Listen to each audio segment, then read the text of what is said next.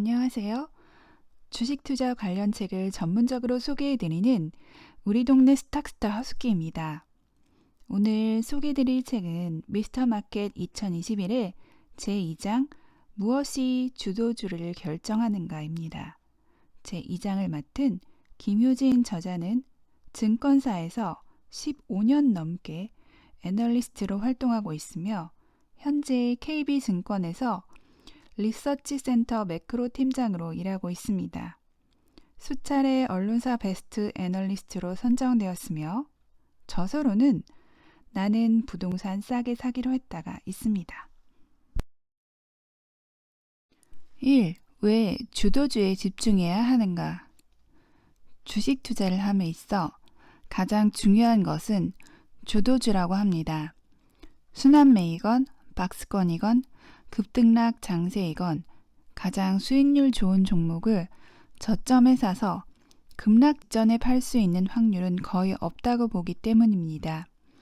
주도주에 집중해야 하는 중요한 이유는 압도적인 수익률과 데드캣 바운스 때문이라고 합니다. 이유 1. 압도적인 수익률. 주도주란 상당 기간 동안 다른 종목 혹은 업종에 비해 압도적인 수익률을 내는 그야말로 대장을 말합니다. 주도주를 잘 잡으면 빈번히 매매하지 않아도 높은 수익률을 낼 수 있으니 모두 주도주 찾기에 열을 올릴 수밖에 없습니다. 수익률이 높은 것도 높은 것이지만 강세장의 말미까지 강한 상승세를 이어간다는 점에서 주도주는 매력적인 투자 대상일 수밖에 없습니다. 강세장의 말미까지 주도주가 상승하는 이유는 바로 쏠림 현상 때문입니다. 주식시장으로 들어오는 돈은 한정되어 있습니다. 그래서 처음에는 여러 종목에 분산되어 투자가 되더라도 나중에는 시장을 이기는 가장 강한 종목들에 집중되기 마련이기 때문에 그동안 시장을 주도해왔던 주도주들은 강세장의 끝까지 계속 상승할 수 있는 것입니다. 이유 2. 데드캣 바운스. 수익을 높이는 방법이라는 점과 동시에 수익을 지킬 수 있다는 측면에서도 주도주는 집중해야 하는 대상입니다. 데드캣 바운스라는 용어가 있는데 말 그대로 높은 곳에서 떨어뜨리면 죽은 고양이도 튀어오른다는 뜻입니다. 급등했던 주식이 볼장 다 보고 급락을 하더라도 한 번쯤은 위로 튀어오른다는 기술적 분석 관련 용어입니다. 강세장이 약세장으로 전환될 때 중간에 한번 팔 기회를 주는데 이렇게 데드캣 바운스가 나타난 이후에는 더욱 본격적인 약세장이 펼쳐집니다. 그런데 모든 종목과 업종에서 데드캣 바운스가 나타나지는 않습니다. 주도주에서는 상당 부분 데드캣 바운스가 나타나지만 다른 업종에서는 반등이 나오지 않습니다. 급격한 하락을 겪은 터라 투자자들은 더더욱 확실해 보이는 투자 대상으로 몰려가는데 강세장의 말미에서 쏠림이 나타나는 것과 같은 이치입니다. 1998년 일본의 경우로 되짚어본 주도주의 위력. 1989년 38,000포인트 선이었던 일본의 니케이 지수는 1998년 13,000포인트 수준으로 70% 가까이 하락하였습니다. 그러던 일본 주식이 1999년 전체 지수가 56.5%나 상승했는데 이때 지수를 상회한 수익률을 올린 업종은 단 7개에 불과했습니다. 지수가 50%나 상승했으니 물반 고기반이라고 생각하기 쉽지만 실제 선표의 결과는 손실을 안겨준 업종이 전체의 반이나 되었던 것입니다. 몇 개 업종에 집중하는 전략을 취하지 않았다면 전체 지수의 급등에도 절대 수익률이 마이너스를 기록할 수도 있는 상황이 1999년의 일본이었습니다. 단적으로 가장 수익률이 좋았던 정보통신지수와 가장 수익률이 낮았던 운수창고 지수 간의 수익률 격차는 280%에 달했습니다. 전체 시장이 안 좋으면 안 좋을수록 주도주로의 쏠림이 더욱 심하다는 것이 일본의 사례에서도 극명히 드러난 것입니다. 이번 달에 좋을 종목, 그동안 상대적으로 못 오른 종목 등을 찾으면서 알파를 내는 것도 물론 중요하지만 전업 투자자가 아니고서야 모든 종목을 스크리닝하며 시장을 따라다니기는 쉽지 않습니다. 그렇다면 어떤 종목이 주도주인지, 앞으로 주도주가 교체될 것인지, 지속될 것인지에 한정된 시간을 할애하는 것이 더욱 나은 수익률을 올릴 수 있는 선택이 될 것이라고 합니다. 2. 무엇이 주도주가 될지 알 수 있을까? 투자에 관한 여러 명제들을 살펴보면 경제와 관련된 지식을 쌓고 거시경제에 관한 안목을 키우라고 하지만 보통 투자자들이 느끼기에는 거시경제는 어렵고 투자에 별 도움이 안 된다고 느끼는 경우가 많습니다. 사실 경제와 주식 투자를 연관시키는 게 만만치 않습니다. 경제의 온도를 계속 체크해야 하는 이유. 경기 국면을 회복, 확장, 둔화, 위축으로 나누어서 회복할 때는 주식 비중을 늘리고 확장 국면에서는 원자재 투자를 늘리고 둔화할 때는 채권을 늘리기 시작한다는 전통적인 구분법이 공식처럼 활용되던 시기도 있었지만 애석하게도 최근에는 이러한 공식이 그리 썩 들어맞지 않는다고 합니다. 저자는 그럼에도 경제 온도를 계속 체크해야 하는 이유에 대하여 마이크로소프트를 예로 들어 설명합니다.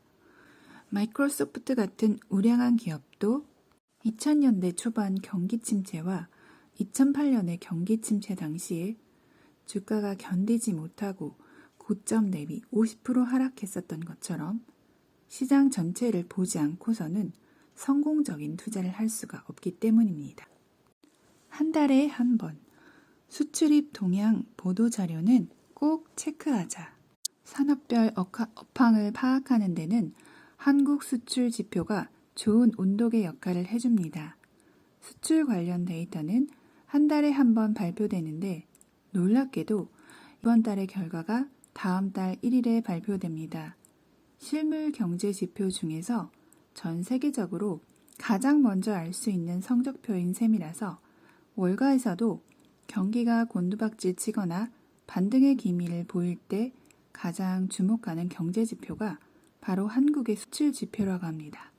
뉴스, 증권사 보고서, 각종 연구기관 보고서 등 정보를 습득할 수 있는 자료가 너무 많아서 오히려 투자 결정을 내리기 어려워진 게 사실인데 간단하게 한국 수출입 동향 보도 자료를 참고한다면 전체 수출 추이와 주요 산업 업황을 간명하게 알 수 있으므로 주식 투자를 하는 데 있어 많은 도움이 됩니다. 어떤 경제 지표가 주도주를 알려줄까?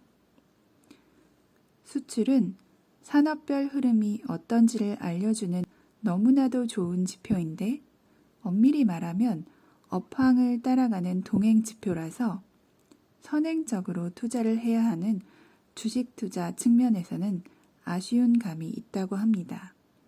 그렇다면 투자를 잘 하려면 선행 지표를 활용해야 한다는 뜻인데 저자는 주목해야 할 선행 지표로 설비 투자 지표를 추천합니다. 수출이 매출이라면 설비 투자는 R&D에 비유할 수 있습니다.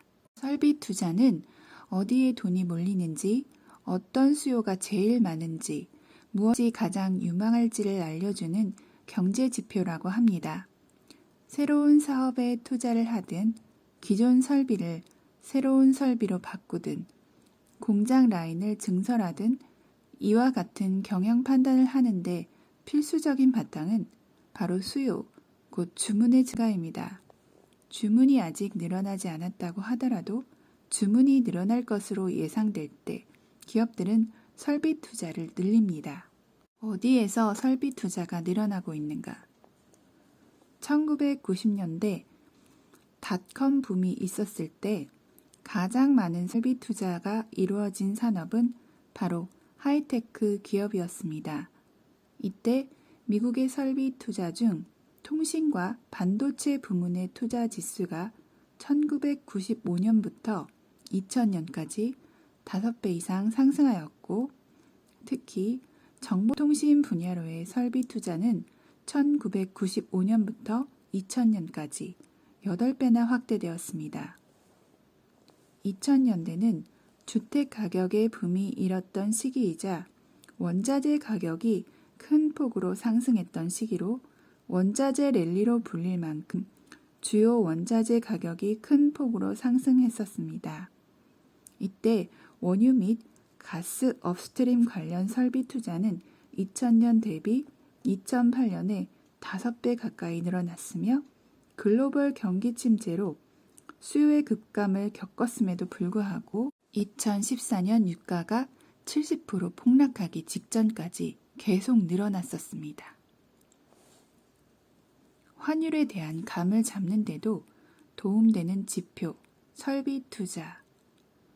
2019년부터 해외 투자가 활성화되어 한국의 배당 수지가 흑자로 전환되었습니다.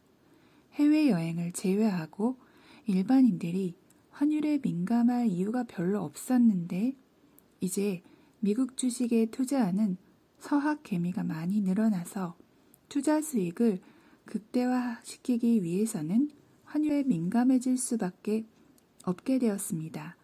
환율에는 성장률 격차, 금리 차이, 경상수지 등 다양한 매크로 요인이 영향을 미치는데 아쉬운 점은 상황에 따라 환율에 가장 크게 영향을 미치는 요인이 달라지는 점입니다. 그렇다면 달러가 강할지 약할지 어떻게 판단할 수 있을까요? 투자 지표를 통해 대략적인 감을 잡을 수가 있는데 한 국가가 투자를 많이 하고 있다면 그 자체로 GDP 성장률이 높아지고 생산과 수출을 많이 할 것이며 이를 반영한 금리가 높아지고 한 발자국 더 나아가 생산성이 높아질 것입니다. 투자를 많이 하면 해당 국가의 통화 가치는 올라가기 마련입니다. 투자만이 성장과 생산성을 결정하는 중요한 요인은 아니지만 전체 성장률에서부터 다른 나라와의 생산성 격차까지 영향을 준다는 측면에서 파급력이 높은 경제지표로 볼 수 있습니다. 경상수지, 금리 차이는 달러를 잘 설명해 줄 때도 있고 아닐 때도 있지만 GDP에서 설비 투자가 나타내는 추이는 크게 어긋나는 시기 없이 달러가 강할지 약할지 잘 설명해 줍니다. 여기서 설비 투자 추이가 달러를 잘 설명해 준다는 것은 한 달, 한 분기, 이렇게 짧은 기간 동안 달러가 오를지 내릴지를 얘기하는 것이 아니라 짧게는 1에서 2년, 길게는 4에서 5년간 달러가 추세적으로 강할지 약할지를 예상하는 데 도움을 준다는 이야기입니다. 설비 투자는 한번 확대되기 시작하면 수년간 이어지며 해당 통화의 강세를 이끌어냅니다. 3. 지금의 주도주는 무엇인가? 2008년 GDP 집계 방식의 변화가 준 힌트. 2008년 유엔은 경제 여건의 변화를 보다 정확하게 측정할 수 있도록 국민 개정 체계의 새로운 버전인 2008년 SNA System of National Accounts를 발표했습니다. 1993년에 SNA와 비교했을 때 집계 방식이나 항목이 15년 만에 크게 변한 것입니다. 이에 따라 세계 각국은 GDP 산정 방식의 수정을 기했는데 미국과 한국은 2013년도에 새로운 기준의 GDP를 발표했습니다.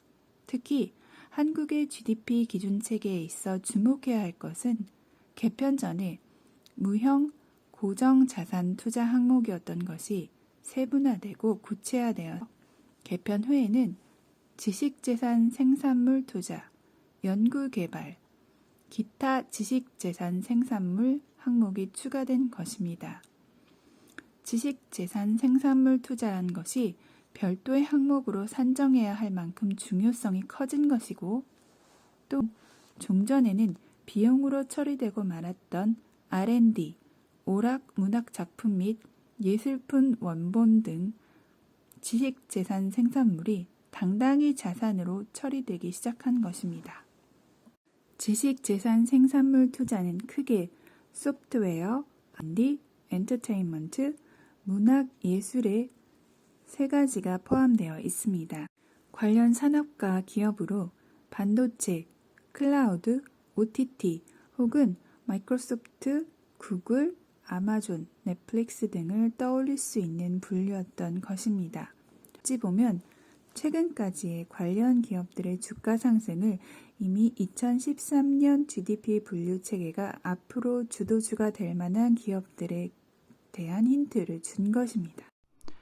건설 투자 규모를 추월한 지식재산 생산물 투자, R&D, 미디어 컨텐츠, 소프트웨어 등 지식재산 생산물은 현재 미국 GDP에서 차지하는 비중이 꾸준히 확대되어 4.7%까지 높아졌으며 설비 투자에서의 비중은 27%로 높아졌다고 합니다. 미국의 건설 투자는 지식재산 생산물 투자 규모보다 늘 컸지만 2008년을 기점으로 지식재산 생산물 투자가 미국의 전체 건설 투자 규모를 추월했습니다. 그리고 이 둘의 격차는 다시 줄어드는 듯하다가 최근에는 오히려 더 벌어지고 있다고 합니다. 그 이유는 건설 투자가 부진해서가 아니라 지식재산 생산물 투자가 너무 빠르게 늘어서 둘 간의 격차가 다시 확대되고 있기 때문이라고 합니다. 앞으로도 지식재산 생산물 투자는 빠른 성장세를 바탕으로 전체 투자에서의 비중은 물론 GDP에서 차지하는 비중도 계속 늘어날 것이라 합니다. 경제와 금융시장은 정말 디커플링된 것일까? 2020년 금융시장과 경제가 디커플링 되었다는 시각이 많았습니다. 글로벌 경제는 저성장 시대로 완연히 접어들었는데도 주가는 연일 사상 최고치를 경신했기 때문입니다. 하지만 저자는 경제와 주식시장이 완전히 디커플링된 것이 아니라는 시각입니다. 전체 경제 성장이나 소비 등은 분명 부진했지만 지식재산 생산물 투자는 빠른 속도의 투자를 지속했기 때문입니다.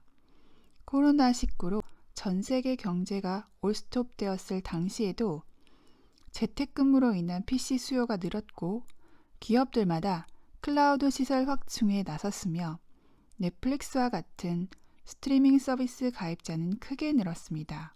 지식재산 생산물 투자가 현재는 전체 GDP의 5% 남짓이지만 앞으로도 꾸준히 늘 것이라는 전망입니다.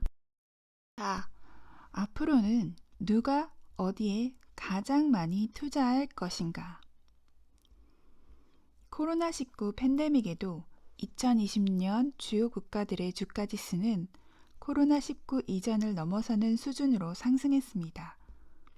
코로나19 이후 글로벌 금리 수준은 더욱 내려갔으며 각국 중앙은행들이 대량으로 푼 통화 때문에 시장의 유동성이 풍부해지면서 인플레이션이 필연적으로 발생하였습니다. 낮아진 금리는 현금을 가지고 있는 데 대한 기회비용도 같이 더 낮아지게 만들었기 때문에 현금 대신 투자 자산으로 자금이 이동하는 흐름은 2021년도에도 계속될 것입니다. 이자로 얻을 것이 거의 없는 상황에서 현금을 들고 있는 것은 돈을 잃는 것과 같기 때문입니다. 저자는 단순히 낮은 금리로 주식 등 위험 자산으로 자금이 이동한다고 보지만은 않고 있으며 경제가 아주 더딘 속도일지라도 차츰 회복해가고 있다는 것이 주가 상승을 뒷받침할 것이라고 전망합니다. 2021년에도 계속될 기술 기업의 선전. 저자는 2020년에 주도주들이 2021년에도 여전히 주도주의 지위를 차지하리라 전망합니다. 마이크로소프트, 아마존, 애플, 구글, 테슬라 등 지금 시장을 주도하고 있는 기업들이 계속해서 시장의 주도주가 되리라고 전망하는 까닭은 다음과 같습니다. 첫째, 투자할 돈을 충분히 가지고 있으며, 둘째로 미국의 기술 기업들은 광고에서부터 우주까지 다양한 산업에 진출해 있기 때문입니다. 구글만 해도 검색과 광고부터 자율주행, 보안, 풍력 및 지열 발전, 질병 치료, 유전자 연구, 인공지능, 빅데이터, 우주 등 거의 모든 산업 분야에 걸친 투자를 지속하고 있습니다. 또한 테슬라도 우주 탐사 기업 스페이스X를 가지고 있으며 아마존도 블루 오리진을 통해 우주 사업을 준비 중에 있습니다. 만일 아마존이 온라인 상거래만 하는 기업이었다면 경쟁 기업은 월마트였을 테지만 아마존은 온라인 상거래뿐만 아니라 클라우드 사업에서 글로벌 점유율 1위 기업입니다. 기술에 녹색이 덧칠해진다.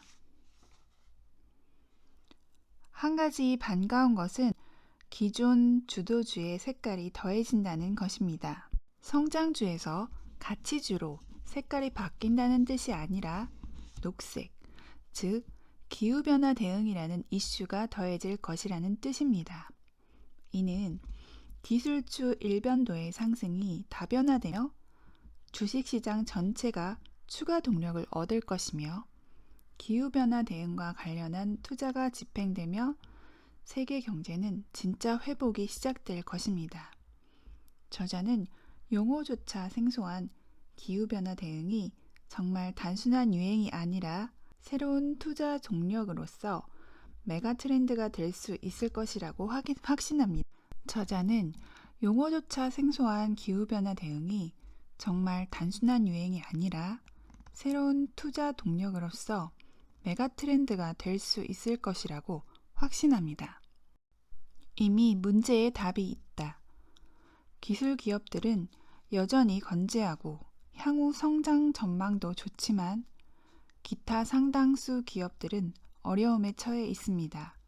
이렇게 활력이 떨어진 기업들을 대신해 정부는 투자에 앞장서야 하는 숙제를 맡게 되었습니다. 기업보다는 정부가 투자의 주인공 역할을 해야 하는 시점이므로 정부가 투자하고자 하는 쪽에 신경을 쏟아야만 합니다. 유럽은 가장 먼저 그린 딜을 들고 나왔고 미국 바이든 대통령은 그린 뉴딜을, 한국 정부도 그린 뉴딜을 발표했습니다. 이미 정답은 나와 있다고 합니다. 코로나19로 인한 경기 침체가 공황으로 번지지 않게 하려면 정부는 재정 정책을 통해 대규모 투자를 이끌어야 하고 또한 일자리가 창출될 수 있도록 인프라 확대에 힘을 쏟을 수밖에 없습니다. 한쪽에서는 재정 부채의 급격한 증가와 이로 인한 부채 부담 확대에 대한 우려의 목소리가 높습니다. 하지만 일본이 1990년대 경기 침체 당시 균형 재정을 고집하다가 불황으로 번졌던 것을 떠올려 보면 적극적인 대응이 소극적인 대응보다는 100번 나은 선택이 아닌가 싶습니다.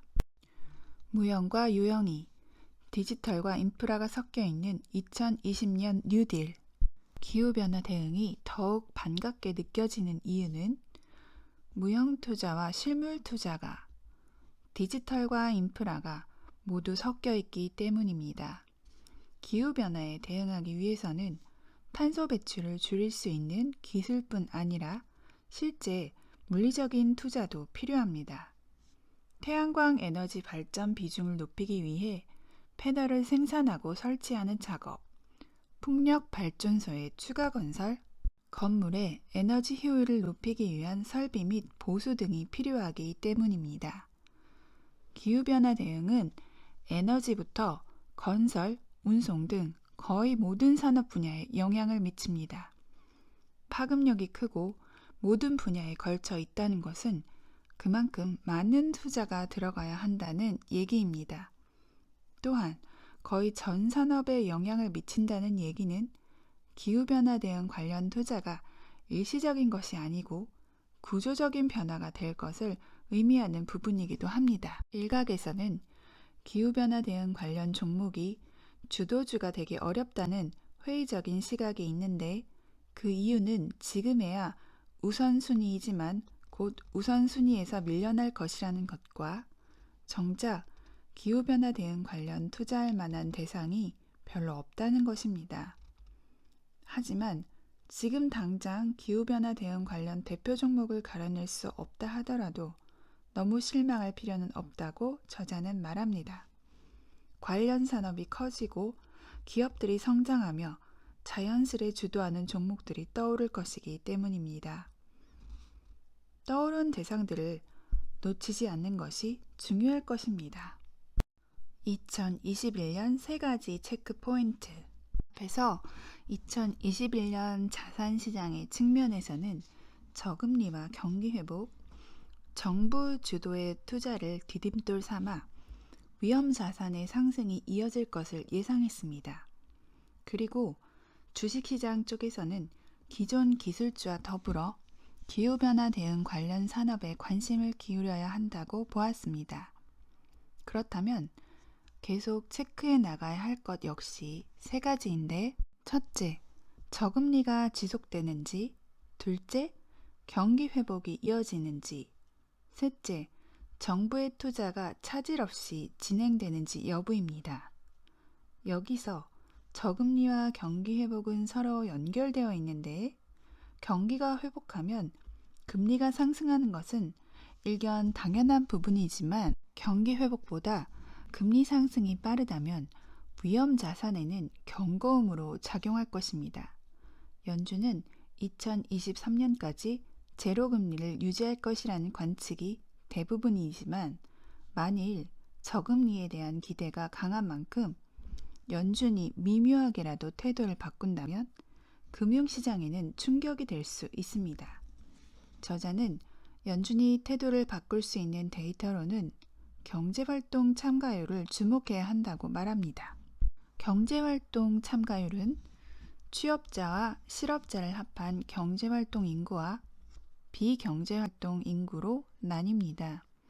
경기가 회복되면 일단 실업자에서 취업자 수로 넘어오는 인구가 증가해서 실업자 수가 낮아지고 비경제활동 인구에서도 경제활동 인구로 넘어옴으로써 비경제활동 인구가 감소하게 됩니다. 경제활동 참가율은 상당 기간의 관찰이 필요하며 쉽게 추세를 바꾸지 않는 무거운 지표이기 때문에 경기 회복에 대한 확실한 시그널로 사용할 수 있습니다. 또한 체크해야 할 3번째로 기후변화 대응에서 얘기했듯이 정부 정책이 기존 계획대로 가는지 지연되고 있는지의 여부는 정말 중요합니다. 이것을 확인할 수 있는 방법은 뉴스를 통해 정책 진행 여부를 면밀히 추적 관찰하는 수밖에 없습니다. 마지막으로 경제와 금융시장은 살아있는 생명체처럼 서로 기대와 실망을 반복하며 영향을 주고받기 때문에 다양한 조합에 따라 달라질 결과에 대해 비록 장황하게 들릴지라도 귀 기울여 듣는 태도가 필요합니다. 마지막으로 경제와 금융시장은 살아있는 생명체처럼 서로 기대와 실망을 반복하며 영향을 주고받기 때문에 다양한 조합에 따라 달라질 결과에 대해 비록 장황하게 들릴지라도 귀 기울여 듣는 태도가 필요합니다. 구독과 좋아요 그리고 댓글은 영상을 제작하는 데 큰 도움이 됩니다.